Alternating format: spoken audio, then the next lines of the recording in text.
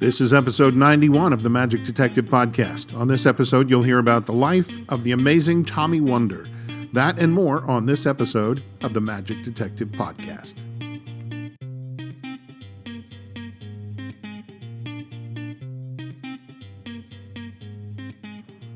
Hello and welcome to the Magic Detective Podcast, your podcast home for magic history. I'm your host, Dean Carnegie. I am the Magic Detective, and this is episode 91. Wow, we are ever so close to the 100th episode of this podcast.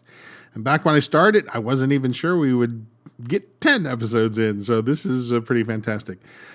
I had no idea. And I've said it many times, I had no idea if I'd even have an audience. And with my poor consistency, I'm lucky that I still have one. So thank you all for sticking with me. I appreciate it. This past weekend, I spent a lot of time watching videos, magic videos, and two people in particular. One who is still alive and the other one who has passed away. Both artists in the field of magic. The first one, Juan Tamarez. And now I don't speak Spanish, but I watched dozens of Spanish language magic performances of his and was just spellbound by what I saw. In fact, I got to see him do one routine that comes from his book, 5 Points of Magic. And I knew the method, and yet watching the performance, he still fooled me. It was so good. Anyway, I could go on and on about Juan. You all probably know already how great he is, and maybe someday I will cover him. But the other fellow, this guy, I actually got to see perform. I got to see him perform live, and I still recall it. He did a stage performance at the World Magic Summit in Washington, D.C., and he walked out on stage in kind of an unusual costume, and he opened a little box. He put it on a table, opened the little box, and took out 3 brass cups. 2 were the same size, one was different, and began to proceed with the cups and balls. And of course, as soon as I saw that he was going to do the cups and balls, I just thought, well, here we go, another cups and balls routine, but that was hardly the case. I was most definitely wrong. He just destroyed me with his version of the cups and balls, completely fooled me. And then he did a zombie-like routine with a bird cage, except zombies don't work that way. So what? I mean, it was just... I'd been in magic for a while, and you know what I'm referring to as far as his zombie bird cage. It's just unreal. I never got to see his close-up magic in person, but I have seen it on video, and I might be wrong about that. I might be wrong. I don't think I am. I think that same conference that I was at, I think he did a special session of close-up, but so did David Roth, and you had to choose between the two. And I think, if I'm not mistaken, I chose to go with the person I was more familiar with at the time, David Roth, and got to see his workshop and missed Tommy Wonder's. And boy, do I regret that, because I'd seen David Roth many times over the years, but and he's fantastic. But the chance to see Tommy Wonder's close-up in person, oh man, I'm sorry. I missed that opportunity. Of course, now I have seen his close-up via video many times, and I've seen his other cups and balls routine, which is even more devastating than his stage version, his 2-cup routine. It's just everybody talks about it.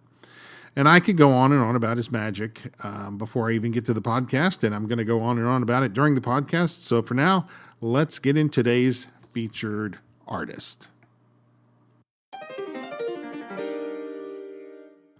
Today, we're talking about Tommy Wonder, which was the stage name of Josef Jacobus Maria Bemelman, who also went by the stage name Jos Bema for a time.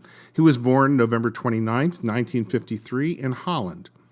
At the young age of 4, Jos saw his first magician. The event is chronicled in the 1994 issue of Magic Magazine. He saw a magician set paper on fire inside a pan and cover it, and when the cover came off, the pan was filled with cookies, a prop commonly referred to as a fire pan or a dove pan. His enthusiasm led him to grab a newspaper, some matches, and a frying pan from the kitchen and attempt to create this miracle himself.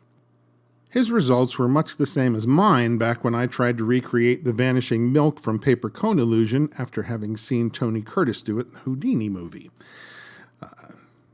Less than spectacular results. Suffice to say, his frustration led his mother to explain that it was a magic trick, and thus Jos's first exposure. His interest would sway back and forth for a number of years, but by the age of 10, he found his first magic book. Most of the biographical articles give age 10 as his official interest in magic, but I think we can see that at age 4, he was already interested. And then by 14, he joined a local magic club and really began to learn and study and grow. He entered contests and was showing himself to be quite the remarkable magician. From early on, Jos had this ability to work on creating his own effects. And yes, he would take things that already existed, but he would put his own ideas and his own way of thinking into the routines. I went to Tommy Wonder's website for more information on this period of his life, but suffice to say, his site is gone. But because I happen to know things about the internet, I was able to dig it back up from the netherworld. Not to be confused with the Netherlands. I was all excited to read his biography page, and then, sadly, there wasn't really one word about his formative years. In fact, his biographical page was quite short. In an article written by Max Maven for Magic Magazine, which also appears in the opening of the Books of Wonder, he reveals that Tommy began to win contests from age 14 through high school, and he developed the famous trait that is, it's the bane of all performers' existences. He began to get cocky, which is an exact quote. But Tommy soon discovered his cockiness and his abilities as a magician did not automatically lead to fame and fortune. And that's generally the lesson that follows cockiness. So he applied and was accepted into a school for the dramatic arts, which he attended for 3 years. According to his website, then he worked for 2 years with the theater company De Hagisch Comedy, where his theater experience enlarged. The Magic Magazine article mentions that for a time, Tommy Wonder teamed up with fellow Hollander, Dick Kornwinder. Together, the two of them pitched a small item based upon the old mouse pitch.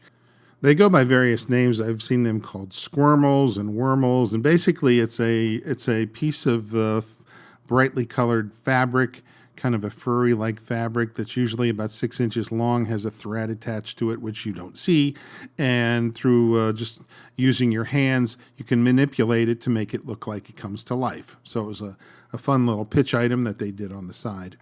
Now, as I looked through the magic periodicals of the time to see what else they did, the only thing I could find was occasionally Dick Kornwinder and Tommy Wonder were at the same magic convention, but I don't know that they were doing anything beyond that. Now, Dick Kornwinder, by the way, you may be familiar with that name because in the 1970s, he created the card binding miniature card, which was a big hit, which was sold to Ken Brook. Ken was the only authorized dealer, but before long they were being sold by many different makers.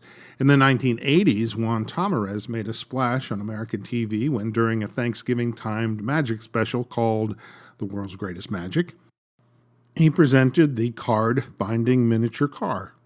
It was a huge hit in Juan's hands, and soon the phones rang off the hook again for this amazing little mystery. In 1977, Tommy had created a stand-up manipulation act. Fortunately for us, this was recorded and is available to watch online. The show was a talent contest called Plankenkos, and it appeared on Dutch TV. The act, highly original material, though still had card manipulations and billiard balls. The thing was, the card manipulations were unlike what anybody had seen before. For example, he starts out with a deck of cards that he removes from a box, and the cards are fanned out. A second later, the card box vanishes, and he realizes that the cards that he fanned out are now back encased inside the box. And he takes them out of the box, and once again, they trade places. It's a really, really interesting effect. Next, he does a diminishing card effect with, again, his own original method. After this, ring and rope routine, and then the conclusion is a billiard ball routine where the balls appear, change color, multiply, vanish, and then a huge giant ball is produced at the end. The methods and techniques during the billiard ball are very original and highly amazing. Fred Capps can be seen in the front row watching Tommy's performance. The magic, like I said, is fantastic. The only thing I don't like about that particular performance is the burlesque stripper music, which plays in the background. It's a tad annoying. And then later in 1977, Tommy came across a book by Henning Nelms called Magic and Showmanship. Reading the book and looking at his act, he quickly understood that the type of magic that he was doing was not really who he was. Further, Tommy was soon to discover that manipulation magic, as much as he enjoyed it, didn't have much of a commercial audience. Or if there was one, he didn't know where to find them. So close-up magic, that was something he could do, and that was something he could sell. Tommy Wonder's close-up magic creations are incredible. In 1978, I found the first mention of the name Tommy Wonder. Jos Bema was announcing at the end of his lecture tour that this would be his new name. And to anyone else, I would say, it's a terrible name, too easy to make fun of. But for Jos Bema, a.k.a. Tommy Wonder, it turned out to be the perfect name. In February of 1979, Tommy appeared in the pages of Pabular with his presentation of Coins Across. And by the way, just so you know, I'm going to be putting a transcript of this particular episode on my blog, themagicdetective.com. And in that transcript, I'll post the link to all the videos of the effects that I'm mentioning here in this episode. Tommy's clever take, by the way, on the Coins Across was his solution to not have to count coins back and forth constantly. With a small change in the plot and an addition of a magic coin, unusual things happen. And please check out the video so you can see what I'm talking about. By the way, later in 1979, Tommy wrote an article for Pabular magazine about standing versus sitting in a close-up performance. This was a new way of thinking. If you recall, popular close-up artists who came before him, like Di Vernon, Tony Slidini, Ross Bertram, Al Goshman, and others, were almost always seated. Even today, Danny D'Ortiz, Juan Tamarez, David Roth have a tendency to sit mostly. Occasionally they'll stand, but most of the time they sit. If you watch Tommy Wonder's videos, you'll see that during his close-up routines, sometimes he sits, but often he is standing. And it's that standing that works best for some of his routines. For example, in his Magic Ranch routine that he describes in his Books of Wonder, he would be unable to do the misdirection needed in that routine if he wasn't standing. In his essay, he makes some brilliant points about standing. One of the most important is the fact that the tallest object in the room gets the eyes. In his words, being higher than the audience bestows a more important appearance and gives you added authority, making it easier to command the situation. Sometime in the mid-1980s, Tommy received a request from a restaurant in Holland with a medieval theme. They wanted to know if he could create a customized show for their restaurant. Now, this wasn't your typical restaurant gig where you're strolling from table to table. This was going to be a stage production, and it took Tommy about 6 weeks to develop the material. It was so successful that he stayed at the restaurant performing for 5 years. His original contract was for 50 weeks of work.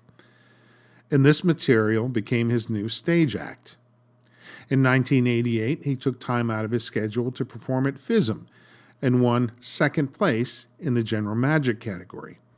And according to Magic Magazine, August 2006, after he competed, he proceeded to throw up everywhere after the competition.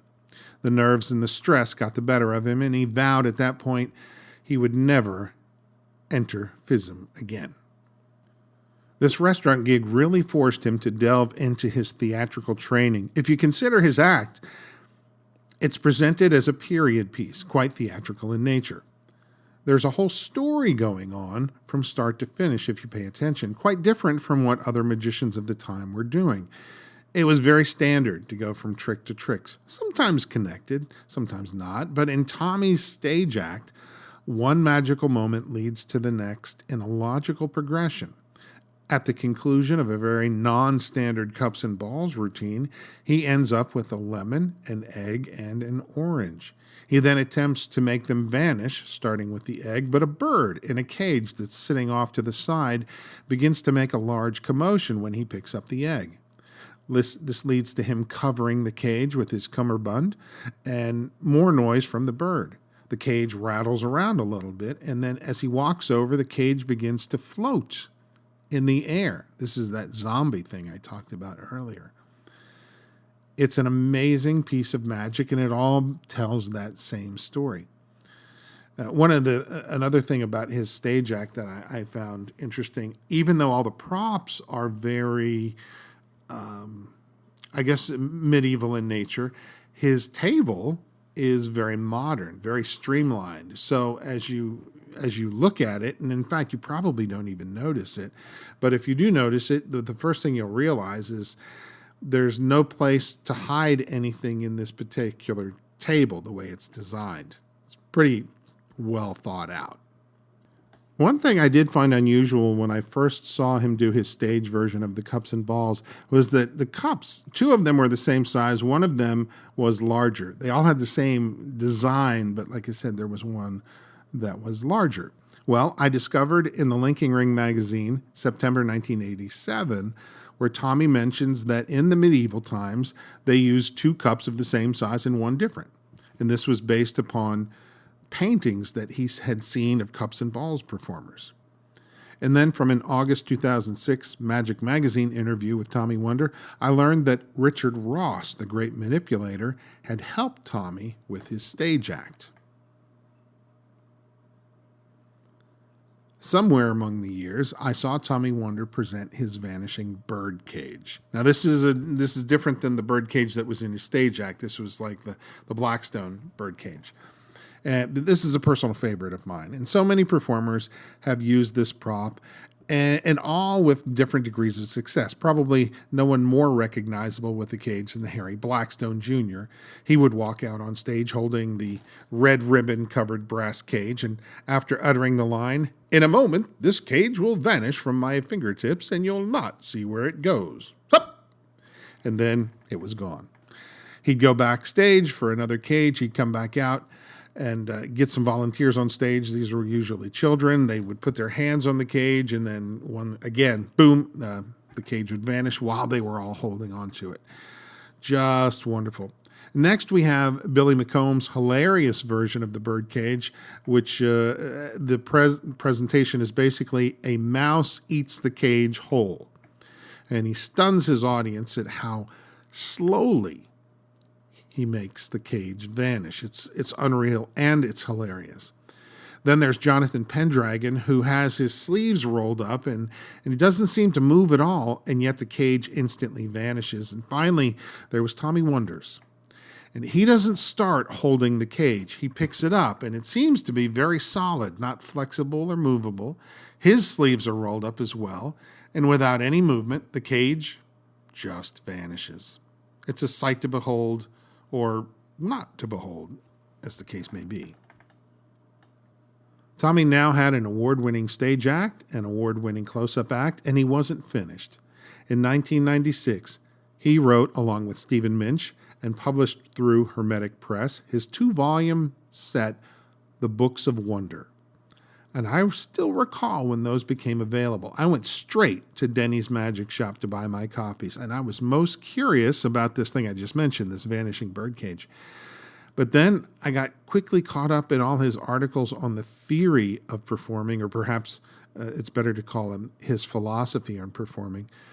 The Books of Wonder recently have been reprinted and are available through various magic shops online. So if you don't have the Books of Wonder, please pick them up. If you do have the Books of Wonder, consider reading them again, because they are filled with wonderful magic and thought-provoking articles. Okay, so back. In May of 1996, Tommy Wonder appeared on the cover of the Linking Ring with a short biographical article. In June 1996, he appeared on the cover of Genie magazine, but this time it was a short piece by Jamie Ian Swiss, who talks about his first exposure to Tommy's magic and then how they met and later how he got to know him. This is followed by 4 articles directly from the Books of Wonder. In 1997, Tommy won the Performers Fellowship Award from the Academy of Magical Arts in Hollywood, California. And now maybe you're wondering, what was Tommy Wonder like? Well, in real life, I should say. From the research I did and from various videos and through a couple of interviews I've read, I think I can safely say that he was a man that truly believed in magic. He felt we all had our own inner magic and needed to discover it for ourselves. And though he wrote 2 of the greatest volumes on magic, he would not consider himself a teacher. He didn't think that people could be taught magic. They had to find it for themselves. Now, that might sound strange, but what Tommy was speaking of was much deeper than knowing how to do a magic trick. You can teach someone how to do a trick, sure, but I believe, and he certainly believes it, there's much more to doing a magic trick than just knowing how the trick works or even being able to perform it. There are levels to a magic trick that we can't even fathom until we've performed it many times. Only then can we begin to understand how the magic is working, and only then can we tweak it and twist it into the ultimate mystery. Now, you'd think with the Books of Wonder that Tommy was satisfied with his magic, that many of the routines in the book were completed works, but the opposite is true. He was always working to improve and to perfect, alter his works. A great example is a routine called Elizabeth. In the Books of Wonder, it's called Elizabeth III. It actually began as a dealer's item sold by Davenports of England called Elizabeth's Fantastic Joker. It was a card prediction that used a piece of apparatus to create the magic. Then a few years later, in the Pabular magazine, a magician named Wally Boyce published Elizabeth II, which was his version of the effect, streamlining things a bit. And Tommy chose to take it even further, and thus his creation was Elizabeth III. But it didn't stop there. Now, Elizabeth III was what was published in the Books of Wonder, but when L&L created the Tommy Wonder videos, the Visions of Wonder, it included a routine called Elizabeth IV. So again, Tommy was working to make the magic better and better, even after having published his great 2-volume set. This is another trait of his personality, passion. Clearly, he was passionate about magic and about the process of magic. He thought about it on a deeper level than a lot of people do. I recall on the Visions of Wonder videos when Tommy does his Nest of Boxes routine and then he explains how it works. I remember Max Maven watching it and commenting and at first being completely blown away by the methods and then laughing at how diabolical everything was. It kind of speaks volumes for Max, that Max was impressed to that degree that Tommy went to do a magic trick. In November 2005, Tommy received a diagnosis from his doctor that he had lung cancer. Initial treatments seemed promising, but then things began to take a bad turn. In the September 2006 issue of Genie magazine, Stephen Minch, co-author of the Books of Wonder, tells the story of traveling to Holland along with Max Maven to visit Tommy in his last days.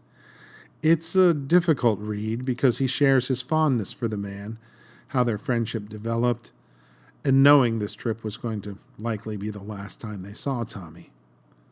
The visit clearly cheered up Tommy. Visits by other friends would barely last 2 hours, but on this particular instance, Tommy was awake and alert and engaged for 6 hours. He felt reinvigorated. They spoke of magic and of friends in magic. They did their best to avoid the topic of his illness, as there really was nothing more that could be said. On June 26th, 2006, Tommy Wonder, Jos Bema, passed away at the age of 52. As I worked on this particular piece for the podcast, I had a fear initially that I wasn't going to have enough material for a full episodes. Besides a couple kind of short biographical articles in Magic and in the Linking Ring, There didn't seem to be much out there on his life. But I kept pushing, I kept looking, and I kept watching his magic online. I kept reading the books of wonder. And then I came across this interesting letter to the editor in Opus magazine. Tommy was speaking about something that he had read in an article by Ian Keeble. And it was something he disagreed with, and he wanted to just add his opinion to the discussion. And a couple months later, Terry Seabrook would write a piece in Opus about Tommy's letter and basically said I disagree with everything he had to say. And the basic point of it was Tommy disagreed with the idea that you should do things that your audience wants to see. Give them what they want, in other words.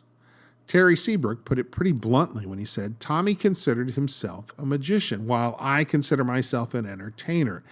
And at the end of the day, it's easier to pay the bills as an entertainer because I'm the guy giving the audience what they want. A laugh, a smile, a few minutes to forget about life and be entertained. And yeah, it's hard to argue with that. In Tommy's letter, he says, he's learned that it's better to do what you love to do. Audiences, in the end, they want to know about you. And by doing what you love, it reveals more about you. This is a radical way of thinking in the 1980s when he wrote that letter. But now, all these many years later in the 21st century, I'm reminded of how many people actually say we should reveal things about ourselves in our shows. Let the audience get to know us. I guess Tommy was onto something.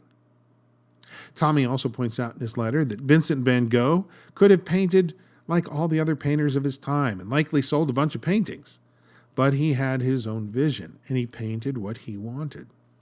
Sadly, that meant selling a whopping one painting while he was alive, but since his death, his paintings have brought in millions upon millions of dollars. It's a risk that any artist in any field has to be willing to take. My favorite thing I learned about Tommy Wonder came from an interview he did with Carlos Vaquera. Tommy is asked, if you had to choose a single word that represents magic for you, what would it be? And Tommy's response, beauty. And in that, I think we learn all we need to know about Tommy Wonder. A man who truly lived up to his name and gave us real beauty and magic. Well, my friends, I hope you've enjoyed this episode on the life of Tommy Wonder. And if you have, please like the video in any way that you're able to. By the way, a friend of mine mentioned that I should be pointing out that you should be subscribing to the podcast. And I hadn't really thought about this, but because they've taken away the like button from some podcasting services, you can still subscribe. And by subscribing, it kind of does the same thing as liking. So if there's a way to subscribe to the podcast, that way, as soon as a new one comes out, you'll get notified. That'll be great. I would greatly appreciate that. And until next time, my name is Dean Carnegie. I am the Magic Detective. Please be well and stay safe.